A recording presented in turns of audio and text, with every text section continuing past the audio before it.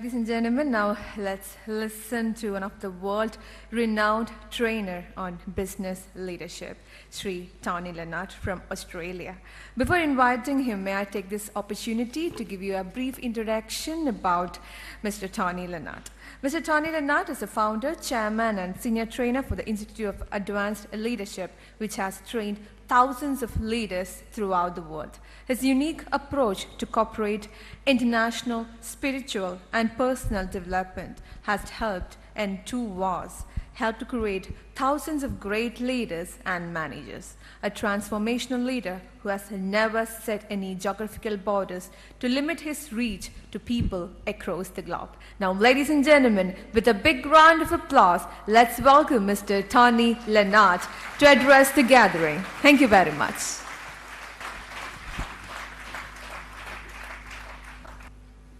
Thank you. It is wonderful to be here with you today. This is an extremely auspicious event, and I am humbled to be speaking just before His Holiness Sri Sri Ravi Shankar, an extraordinary person who truly, through every breath, through every step, through every action he takes,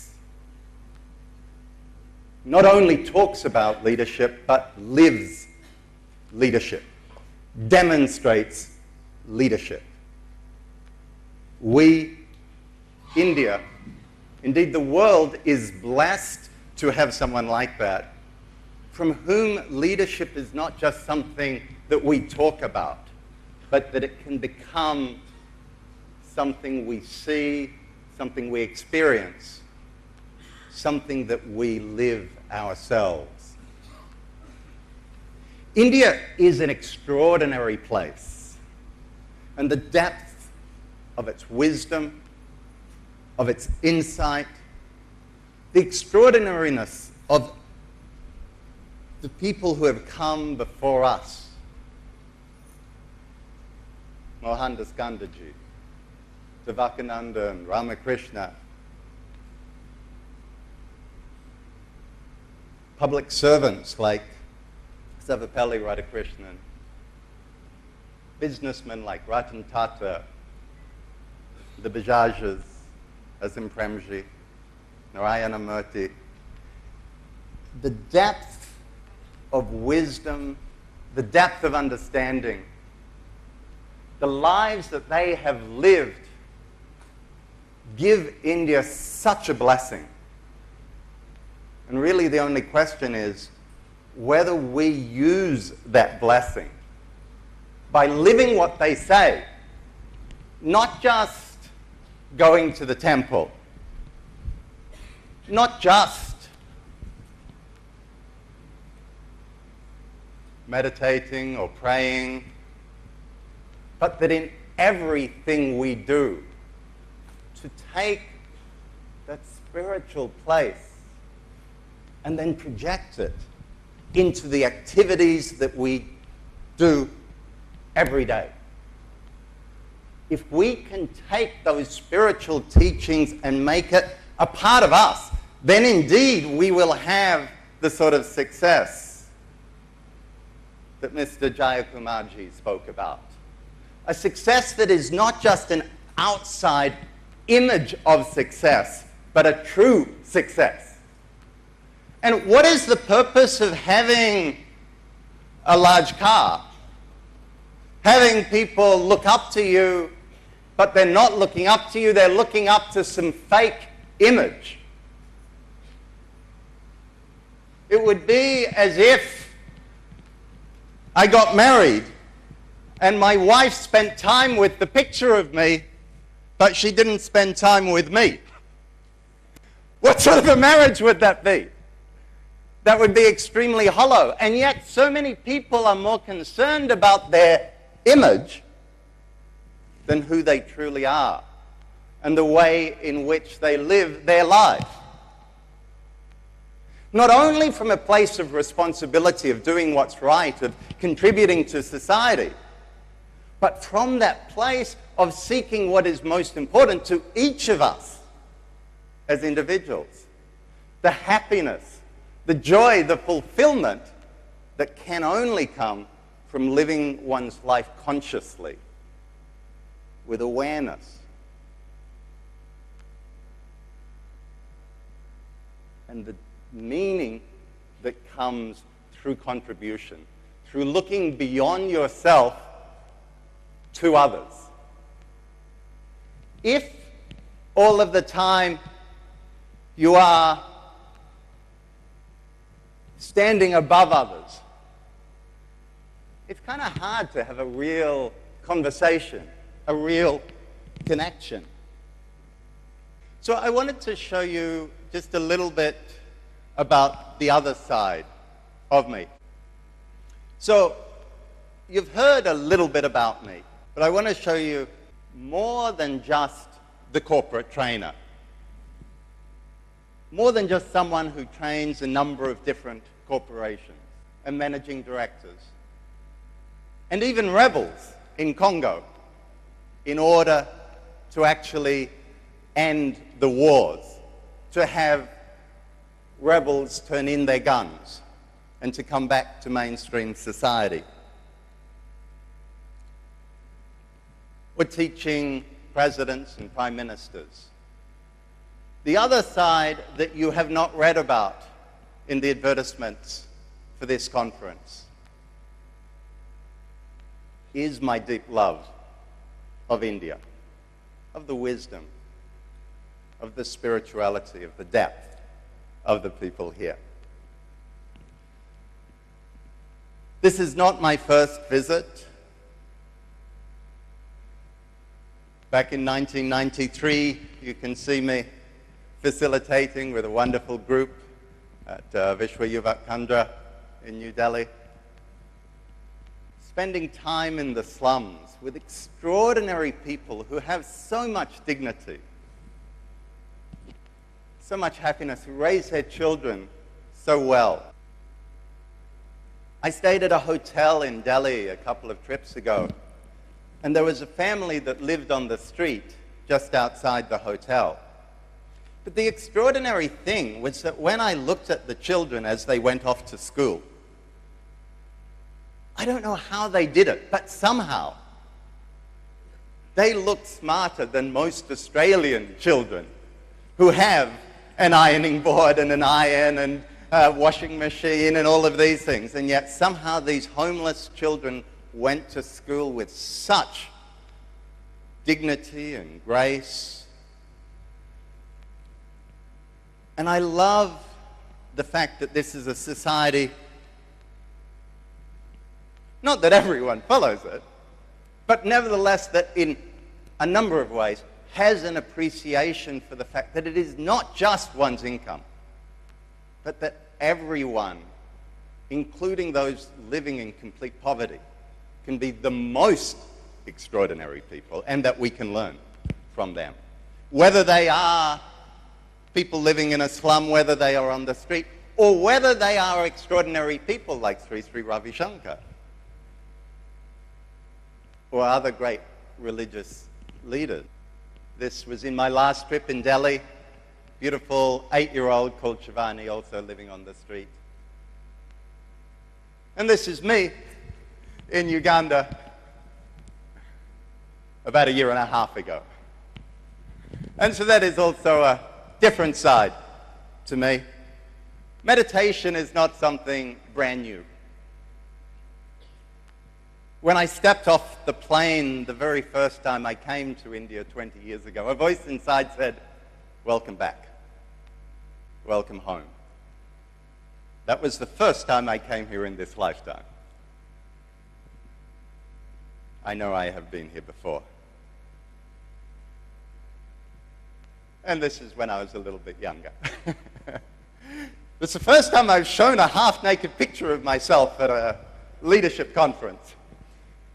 I was at a temple a couple of nights ago, and some people came to me with a very worried look on their face. I have had that very occasionally. I might be in a mosque or something, and they'll come up and they'll say, no, you need to cover your head. And here they said, no, you need to take off your shirt. You are too much stressed.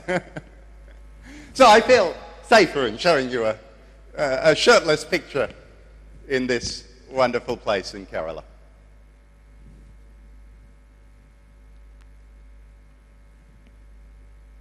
But it is one thing to talk about leadership. It is another thing, and indeed more important,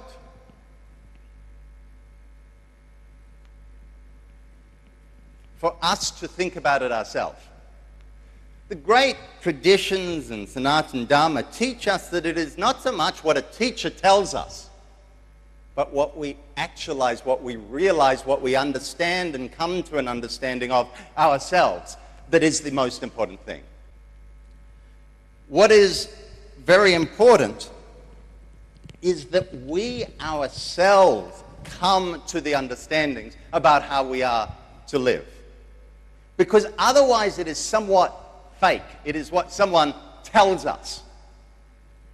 And so when it comes to you being leaders, whether as thought leaders or as business leaders or government or non-profit or any other form of leaders, it's far more important that you yourself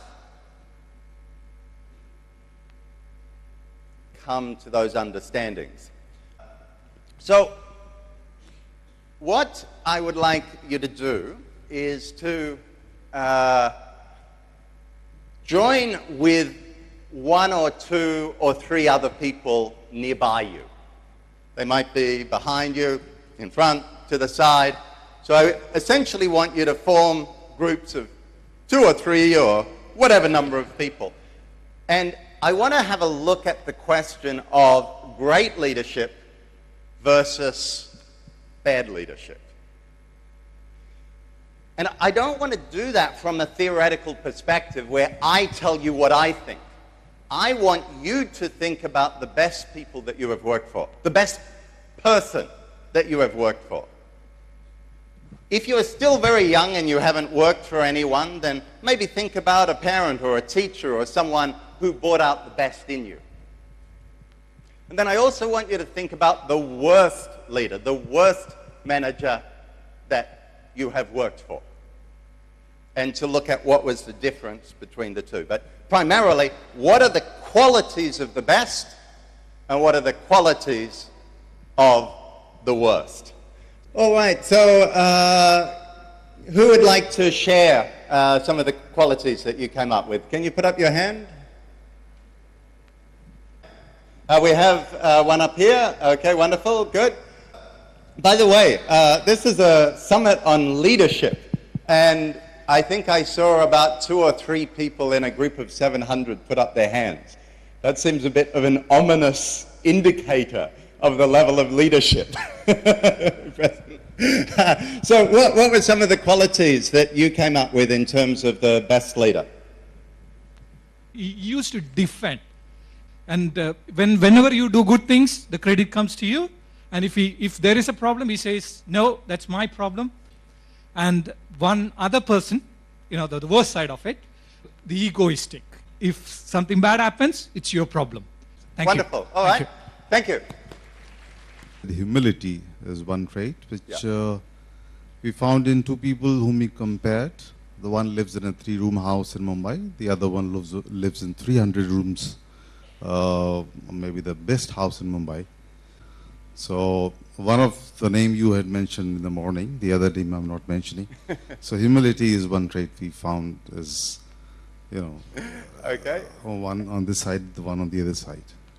Leader is someone who has a vision towards prosperity, help you to identify it and guides you to it and makes you a leader while leading. So we had a brief discussion and we think that someone who's very empathetic to... Empathic? Yes, empathetic. That means, you know, you're a good listener and hears what the other person has to say. You know, defends your team, you know, in front of others, especially when you get into trouble, and takes a lot of ownership. So that's on the positive side. On the negative side, we looked at people that are insecure. You know, they don't become good leaders. People who do not pay attention to what the other person is saying or has a nagging personality. It's actually empathic is the correct spelling. And yeah, empathy is a profoundly important quality.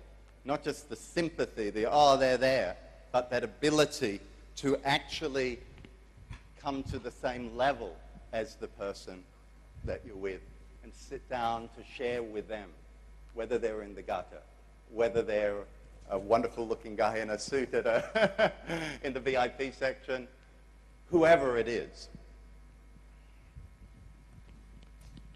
I would term the best leader who gives a bit of freedom to be myself and to be creative. Terrific, okay. So I've summarized that under the word empowering, giving that freedom, allowing the person to make mistakes, supporting them in taking ownership of the job themselves.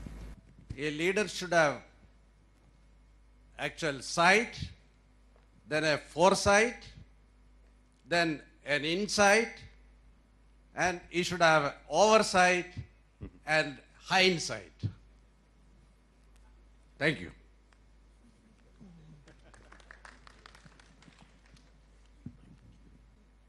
A bad leader always give you a glass ceiling. They will restrict your performance. There will be a constraints every time. Thank you. So if we now look at this list, we're seeing a number of things here. The great leaders are humble compared to egotistical. They take responsibility and ownership as distinct from those who are insecure and therefore don't do that. They'll actually take the blame and give the credit, whereas the bad leader does the reverse. They encourage others rather than constricting and constraining and being insecure about others. They allow people to make mistakes, because if you don't do that, how will they grow? Even the greatest amongst us at one point could only crawl. And before that, we couldn't even crawl. We have to make mistakes in order to grow, in order to develop. And the very manager that complains that the staff underneath him don't take responsibility, it's almost definite that that person does not give enough responsibility, does not train the people to be responsible. I did a personal development program about 20 years ago in New Delhi. There was this gentleman, about 55 years old, and he said, "This has been a wonderful course." He said, "I have a daughter, and she wanted to do it, but I was worried about letting her out to do the course. So I have come to do the course myself, and now that I see it is good, I will send her." Now I understand his concern, his appreciation, his desire to help his daughter. But if he lives his life like that, how will the daughter learn? How will the daughter grow? And so, when we look at these things, the most important thing, the most critical thing that you notice is that really every single answer that you gave refers to a quality of character. These are the very things that Sri Sri speaks about. Every element that we see up here are the things that His Holiness shares with us and teaches every day, even when it's not a leadership summit. And so we often think that we need to act differently when we are in the temple or when we are at work. But you yourself have pointed out the actual qualities. The most important things that lead to success are indeed the very things that His Holiness gives guidance on. The personal qualities that will enable you not only to be very successful in your life, but also in your business and also in your personal life. So thank you very much. It's been wonderful to be here with you. Namaste.